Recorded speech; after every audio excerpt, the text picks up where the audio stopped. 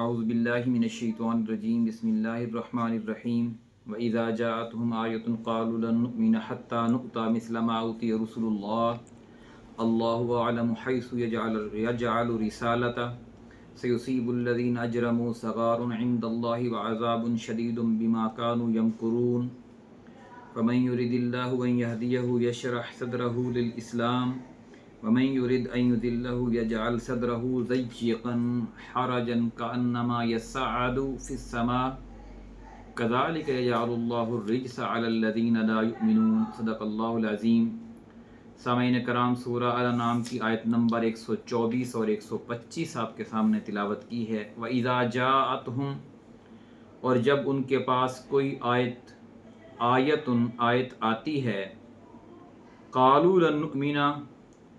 وہ کہتے ہیں کہ ہم ہرگز نہ مانیں گے، حتیٰ نؤتیٰ، یہاں تک کہ دیے جائیں ہم، مثل ما اوتی رسول اللہ، وہی چیزیں جیسے اللہ کے پیغمبروں کو دی گئی۔ یعنی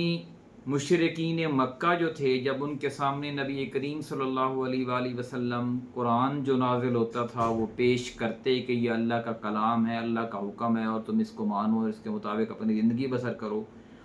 تو وہ کہتے کہ جس نے آپ کو قرآن پیش کیا ہے، یعنی فرشتے نے، وہ فرشتہ ہمارے پاس آئے، ڈائریکٹ ہم سے بات کرے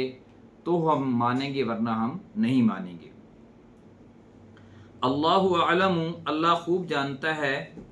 حیث یجعل رسالتہ، کہ وہ کہاں اپنا پیغام رکھے، اپنی پیغمبری کا کام کس سے لے۔ اللہ تعالیٰ نے ہی فیصلہ کرنا ہے، اور وہی بہتر علم رکھتا ہے سب سے کہ اپنی پیغمبری کا کام کس سے لے اور فرشتے کس کے پاس بھیجے۔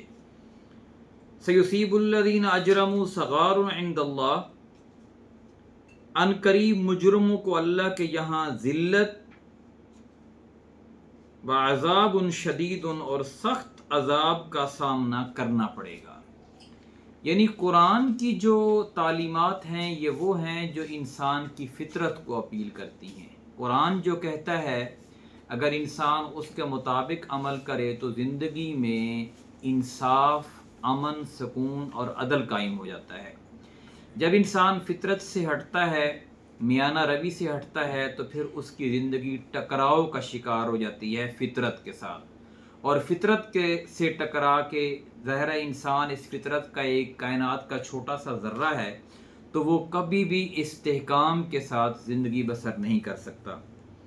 اس لیے فرمایا کہ ان قریب مجرموں کے اللہ کے یہاں ذلت اور سخت عذاب کا سامنا کرنا پڑے گا، دنیا میں بھی اور آخرت میں بھی۔ جو بھی شخص فطرت سے ہٹا ہے وہ کبھی دنیا میں بھی سکون کی زندگی اس نے بسر نہیں کی، اور مرنے کے بعد تو اس کے لیے ہے ہی عذاب۔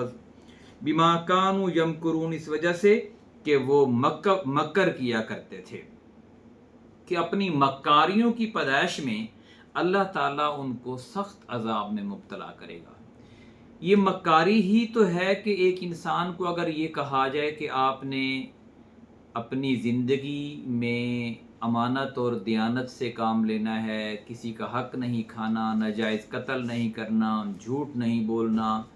اور اپنے آپ کو اللہ کے سامنے سر جھکائے رکھنا ہے، تو یہ فطری چیز ہے، اور ہر انسان جو ہے وہ اس فطرت کو سچ سمجھتا ہے۔ تو اگر کچھ لوگ اس فطرت کے خلاف کھڑے ہو جائیں اور وہ یہ کہیں کہ یہ تو باتیں صحیح نہیں ہیں، حالانکہ ساری دنیا جانتی ہے، آپ جس مرضی دنیا کے کونے میں رہنے والے شخص سے، جس مرضی مذہب کو ماننے والے، مسلک کو ماننے والے شخص سے بات کریں کہ اسلام کی یہ تعلیمات ہیں، تو وہ کہے گا ہاں یہ تعلیمات تو ٹھیک ہیں۔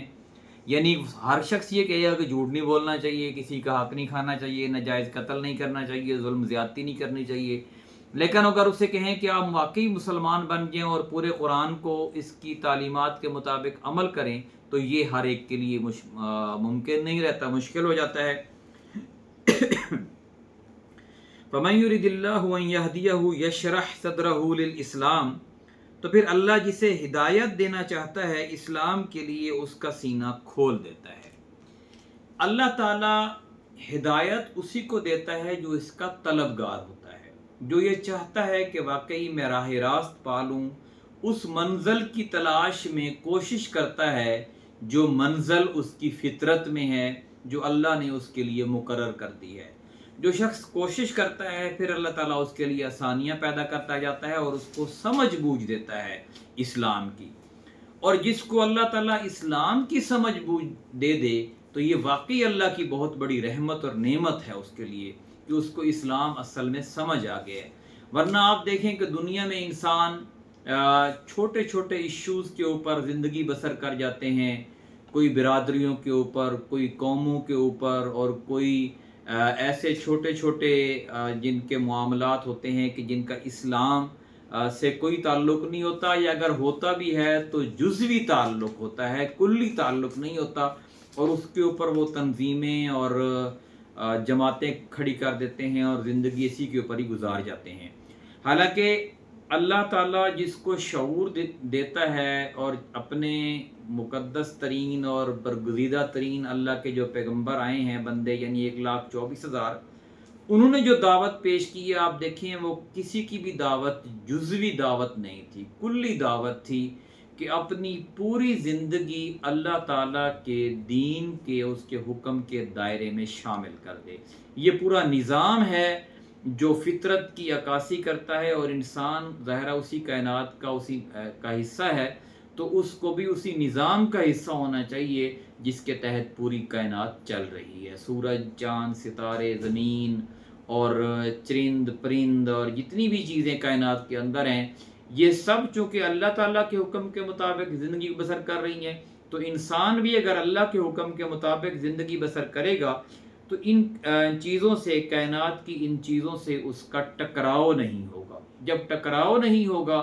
تو اس کو سمجھ بوجھ آنا شروع ہو جائے گی، اور پھر کائنات کی